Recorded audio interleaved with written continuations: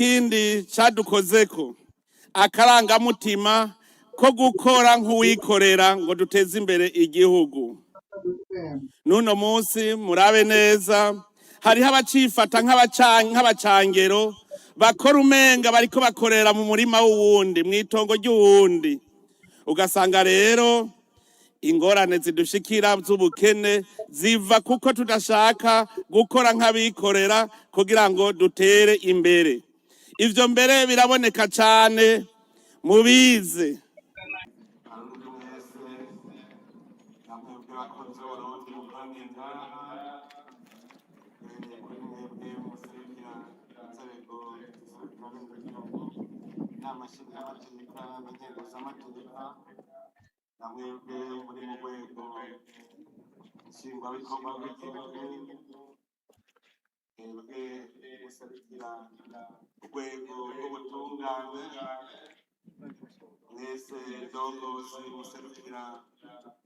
amashirahamwe atandukanye ayiterambere bene igihugu mwese mwebwe mwaje gusangira ibihugu byanyu n'amashirahamwe mpuzamakungu uwo ari we wese mu gihagararo Imana yamuhaye. Tugira amahoro, tugira amahoro, tugira amahoro. Uburundi bwiza oye.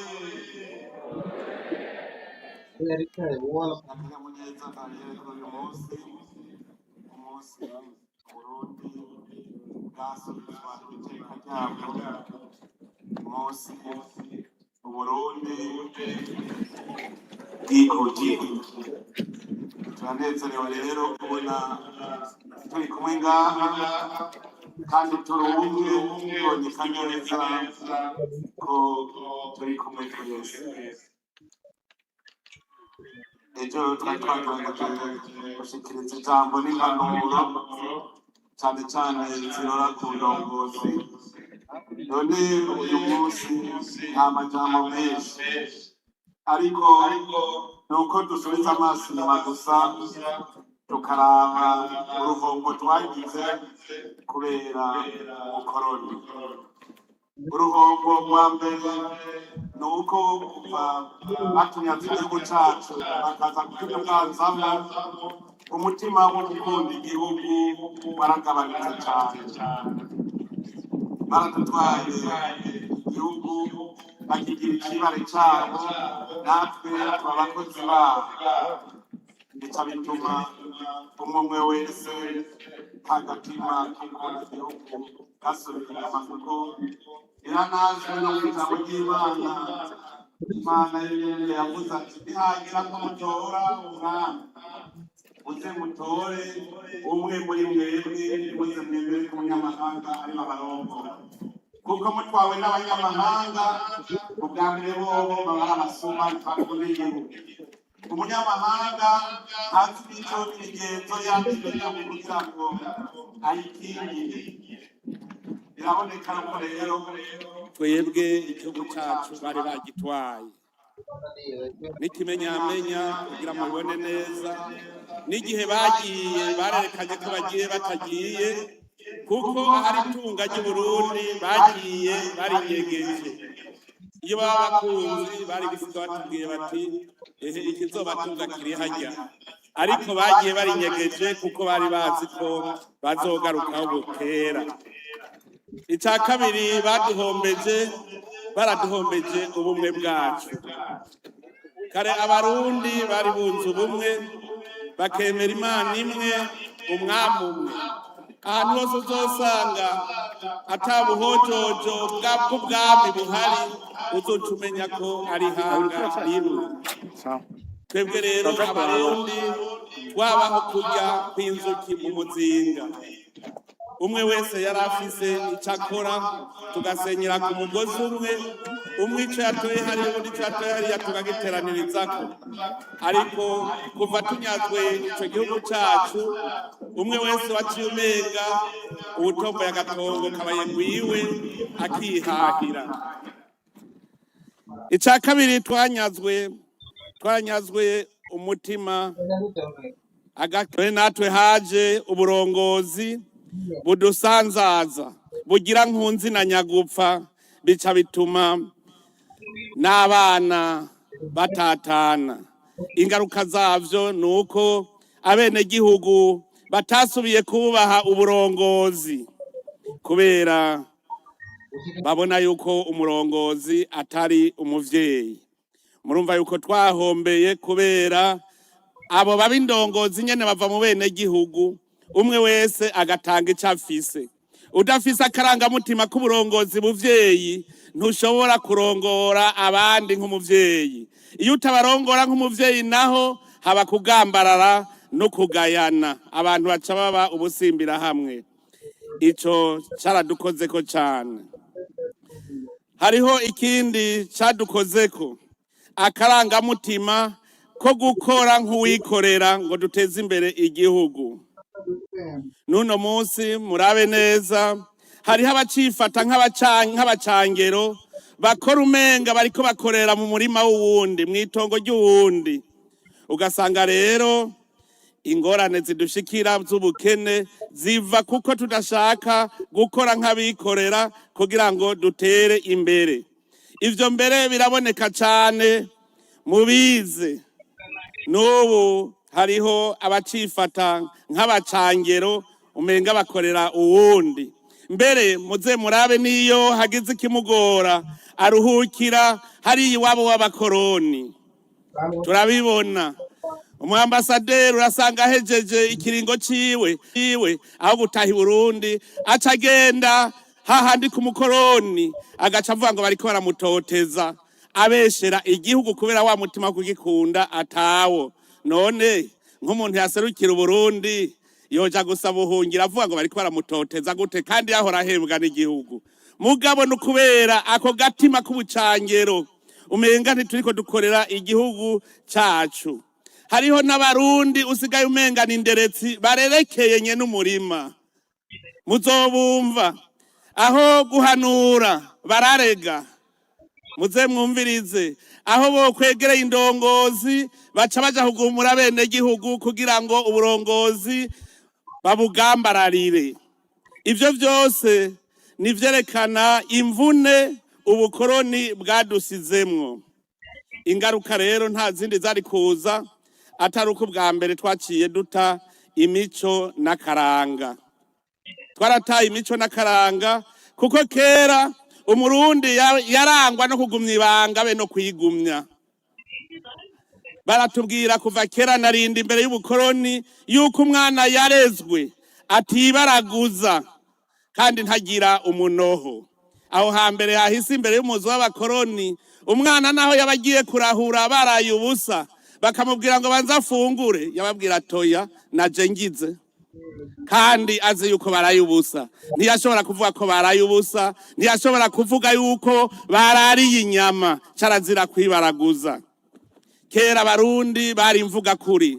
Mugabo haraje iyindi ngeso y'ikinyoma aho bavuga ngo utabeshe ntasumira umwana. N'umuntu wabona yarageze mu myaka y'inararibonye, yarageze guhanura abandi, ugasanga ikinyoma kimutanga ku munwa, akabesha bibona ivyera akabigira ivyirabura, kandi yari umuntu yashitse muri ya myaka y'inararibonye. Ako rero mumenye iyo n'imvune dutegerezwa gukosora. Twaratakaje koko umuco wo gusenyera ku mugozi umwe. Ubumwe bwacu bwarasambutse. Ubu uravye neza abarundi umenga no kwihahira. Intwaro y'igihugu yahindutse amagaburanyama. Ivyo siko vyari bimeze. N'umuco mushasha wazanwe n'igikoroni. Mbere rero uravye neza ubumwe bwacu indongozi nizo zabusambuye, kuko ntaho ryari byarakabonetse aho indongozi atakindi zitekera umutwe atari ukwica bene Burundi.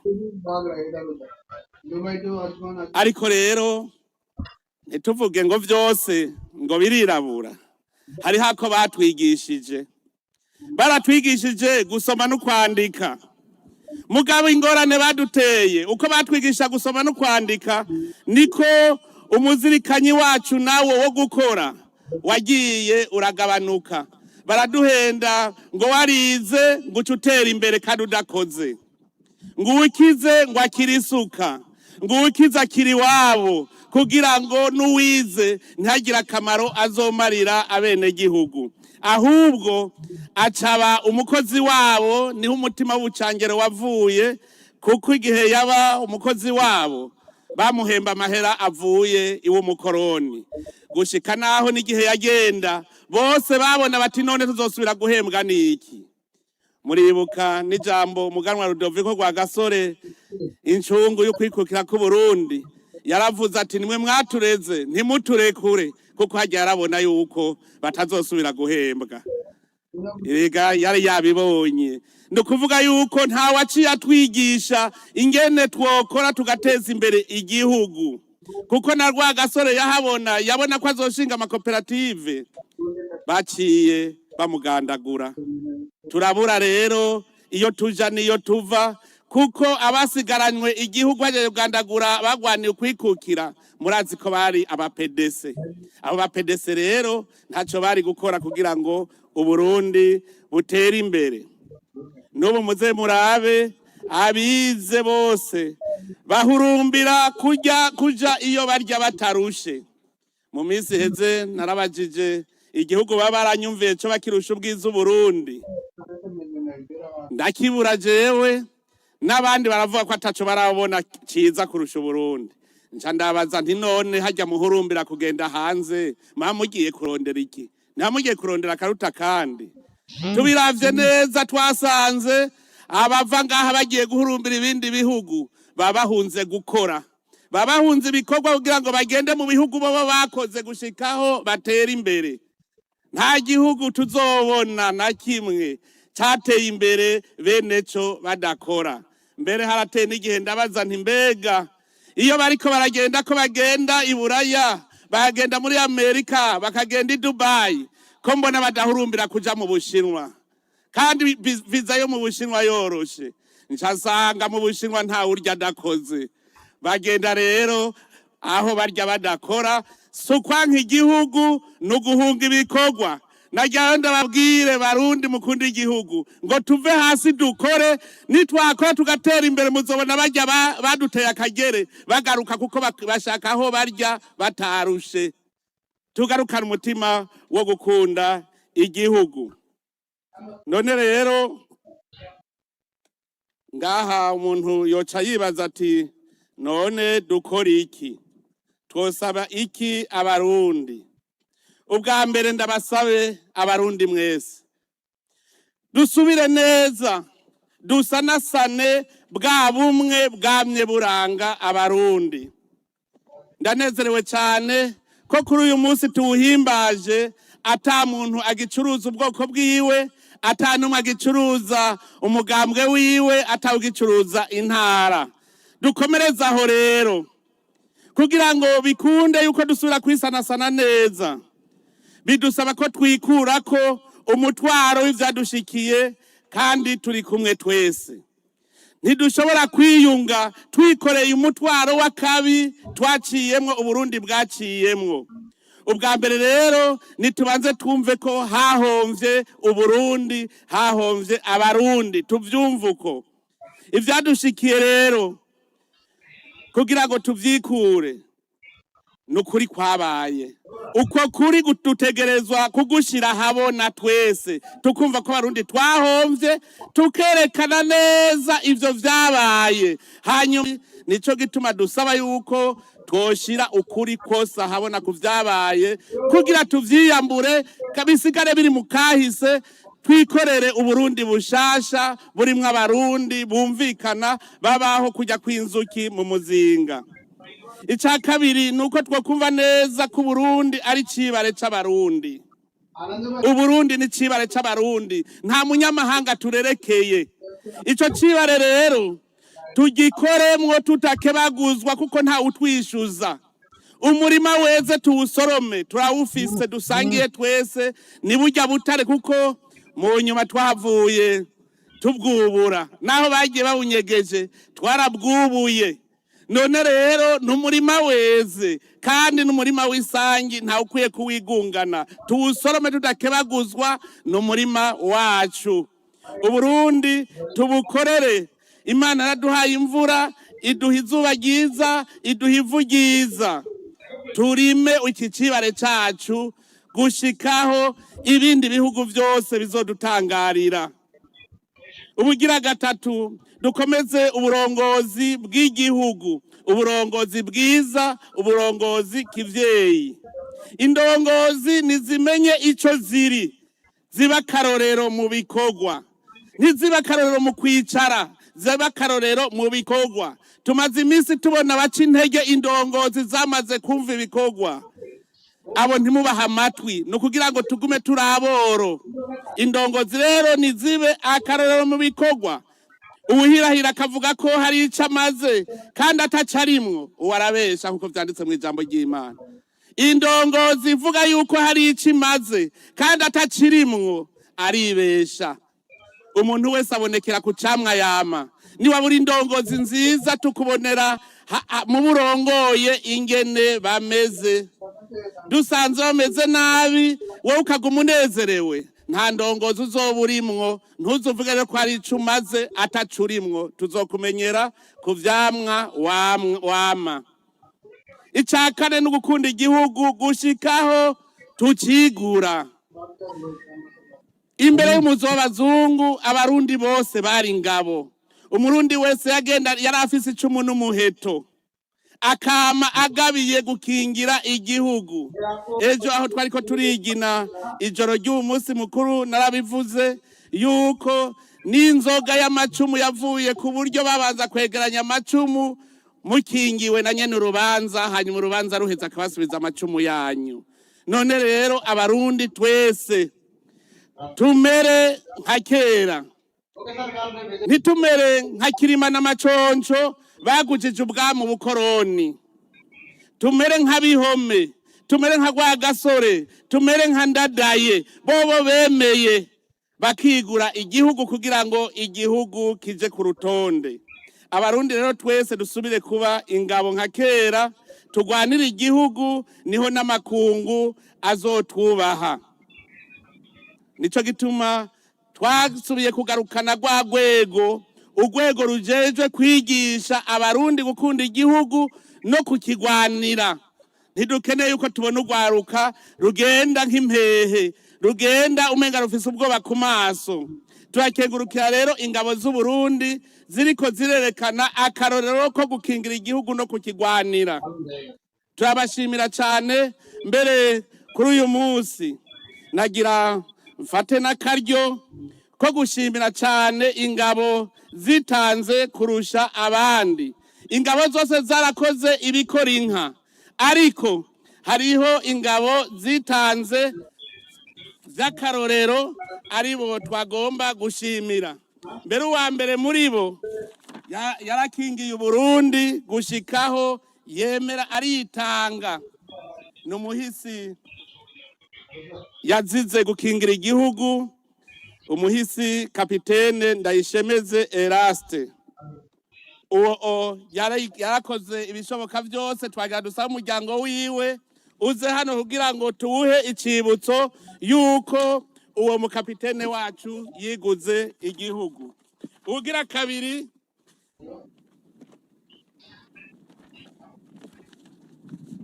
yahora ririye tena na cenda mu hagapete, ni kapitene Irakaza Paterne SS 2771 matrikire yiwe. Uyu nawe nyene yaritanze, araje imbere y'abandi arataga karorero. Uretse ko tumuha agashimwe, murumva yuko n'agapete yaciye aduga ririye tena ciyaba kapitene. Ugira gatatu ni Ajida Major Kabura Jafet SSC 3850 ya matrikire. Uyu nawe nyene n'igisongerezi mu ntwazangabo yakoze biraboneka, araje imbere abandi gushika mbere naho wewe naho hari igisongerezi akora n'ibikorwa by'intwazangabo igihe yari ihejeje kwitaba Imana.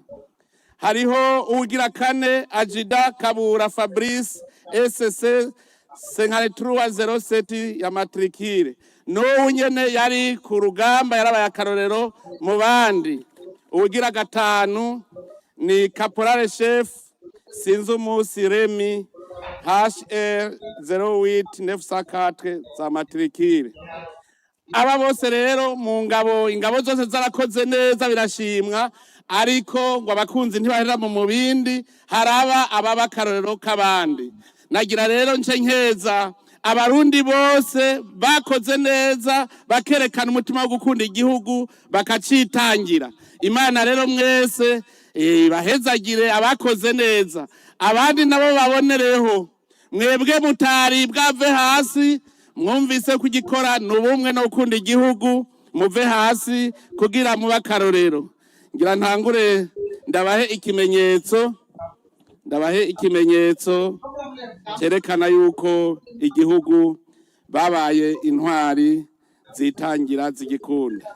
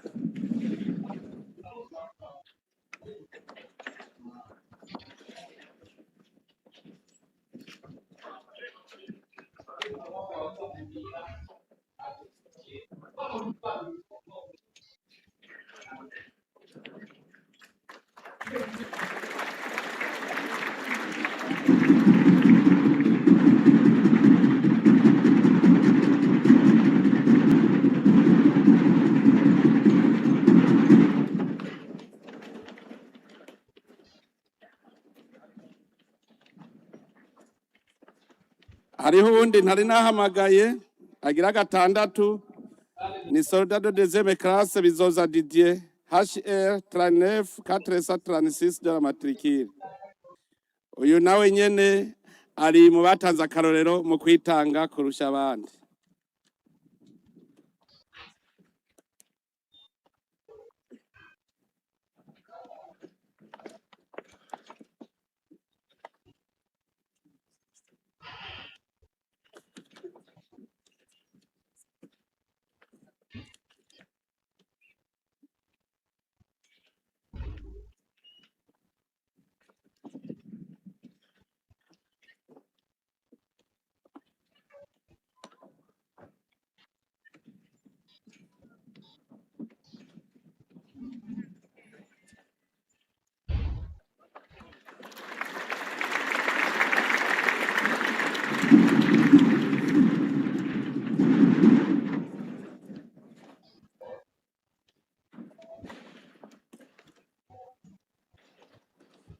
urabona ko nkuye ari umusore atanguye kwitanga akiri muto.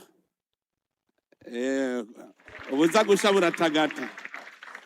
Reka rero twongere dukeze abarundi bose iyo bava bakagera, kuko igikorwa muriko cyo gukorera igihugu mu giteza imbere ni igikorwa kiboneka. Abariko bakwega amaguru tubasaba ko nabo bova hasi, bumvise akagwara iyo kaje kava. Ubu rero harageze ko tukiyambura, niho baheze imyaka 64 twikukiye ngo tugume turiko turidodombera uwadukolonije igihugu ari ici wacu. Ubu rero tuve hasi tube ko ari cacu, ntidusubire kwidodombera umukoroni, nituve hasi twese dukore. Igihugu cy'u Burundi kirafise ibikwiye bizotuma Uburundi bushinga icumu mu mashinga. None rero mwese ndabifurije umunsi mukuru mwiza, mu buhimbaze mu kanyamuneza, kandi tugumane bwa bumwe bwamye buturanga. Murakoze, Imana ibahezagire.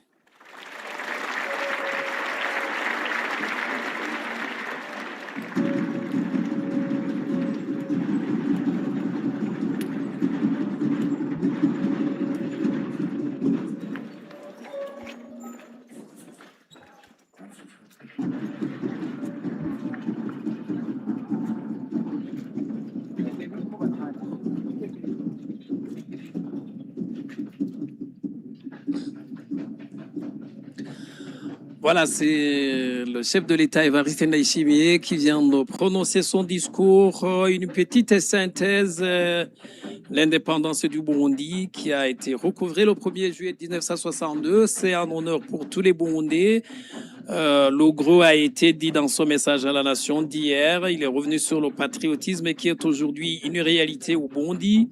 Le Burundi est administré par les Burundais. Les colons sont partis, mais après avoir caché le trésor du Burundi, signe qu'ils ne voulaient pas quitter ce beau pays, ils ont légué une gouvernance divisionniste avec des administratifs à la solde des néocolonialistes.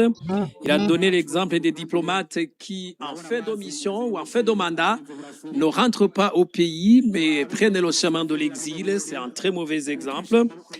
Il a invité donc les Burundais à garder les valeurs culturelles des Burundais en tête l'unité, la cohésion sociale. Néanmoins, il a reconnu certaines réalisations positives quand même des colons. C'est la civilisation des Burundais. Ces colons qui nous ont civilisés, qui nous ont appris à lire et écrire. Le prince Louis Rwagasore, qui se préparait à capitaliser les acquis de cette civilisation, a été vite assassiné, et d'inviter donc les Burundais à l'amour du travail, à l'amour de la patrie. Il a invité les Burundais à dépasser les clivages divisionnistes, mais plutôt rester unis, consolider un leadership exemplaire, un patriotisme qui va jusqu'au sacrifice, à l'instar d'Obihome Rwagasore Ndadaye. Il a remercié la Force de défense nationale du Burundi qui se donne corps et âme, jour et nuit, pour protéger les frontières de ce pays et de primer la famille du capitaine Eraste, le capitaine et la cause paterne, l'adjudant-major Kabura, l'adjudant Kabura Fabrice, le caporal-chef Sinzumu Siremi, bref, et aussi Bizoza Didier, qui ont eu des certificats d'honneur et des enveloppes. Et cette fois-ci, le montant n'a pas été précisé. Et de souhaiter une bonne fête à tous les Burundais. Tous les Burundais qui se sont donnés. Il n'a pas précisé, sauf les 6. Il a précisé que quand même, tous les Burundais se sont donnés corps et âme. Ils ont largement contribué pour l'honneur du Burundi. Voilà, c'est maintenant la prière pour terminer ces cérémonies qui se déroulent ici au stade Intwari. Ikiro inusu byose ari we yabisigaranye abatutwara ntibagira ijambo mana nzima ubu rero turagukengurukiye imyaka mike muri myinshi turabonye ko twikukiye koko ubu Burundi turabona ko ari buhire kuri bene bwo. Turabona ko ya mahoro twaririmba, amahoro meza, ubu rero n'amahoro meza koko. Kuko igihe twaririmba amahoro, bamwe bayafise abandi batayafise, twarabona ko ari ukwitwenga. Ariko ubu tuvuga byo kuko n'abarundi ubwabo n'amakungu arabibona. Igihugu cacu kiramaze gushinga icumu mu mashinga. Ingabo zacu ziraramutswa, zikaririmbwa, zigakomerwa amashi kuko baba bazibonamwo ubutwari n'ubuhizi.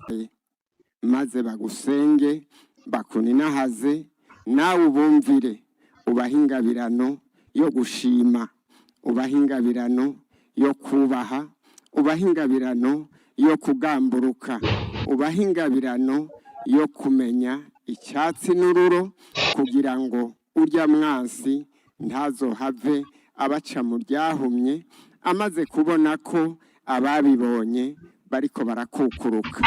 Turakwinginze rero urwaruka, urwongerereze ubutwari n'ubumenyi, bamenye cyane iyo bavuye, bamenye aho bageze, ibi babona babone ko ari yogi ryateragiwe mu bitenga by'amaraso y'abarundi. Kubw'ibyo bamenye uwabikoze ko ari umwansi, maze bame bamwiyubara kugira ngo igihugu tukibarage kimeze neza, nabo bazokiraga babo kugeza ku munsi w'imperuka. Amin, amin, amin. Amashi menshi, amashi dushimira Imana yacu. None rero umuvyeyi wacu agira aganuka, ariko umugirwa w'ingabo z'igihugu nawe nyene turawurindiranye igishika cinshi.